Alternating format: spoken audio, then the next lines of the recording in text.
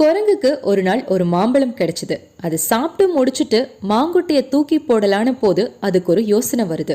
மாங்குட்டிய மண்ணுக்குள்ள புதைச்சு வச்சு மாமரத்தை வளர்த்தா என்ன? நம்ம நினைச்ச நேரம் நம்ம இஷ்டத்துக்கு மாம்பழம் சாப்பிடலாமேன்னு நினைச்சு ஒரு இடத்துல மாங்குட்டிய புதைச்சு தண்ணியும் விட்டுச்சு. மறுநாள் மண்ணை தோண்டி மாங்குட்டிய கையில எடுத்து முளைச்சிருக்கான்னு பார்த்து மறுபடியும் மண்ணுக்குள்ள போட்டு தண்ணியை ஊத்துச்சு. இப்படி டெய்லியும் எடுத்து பார்க்கறதும் புதைக்கிறதுமா இருந்தது. இப்படியே பண்ணிட்டு இருந்ததுனால அந்த மாங்கொட்டை கடைசி வரை முளைக்கவே இல்லை. அந்த குரங்கோட மனசு மாம்பழத்தை பறிச்சு சாப்பிடுறதுல இருந்ததே தவிர மரத்தை வளர்க்கறதுல இல்ல. குரங்கோட ஆசை நியாயமானதுனாலும் குரங்கோட அவசரம் நியாயமானது கிடையாது.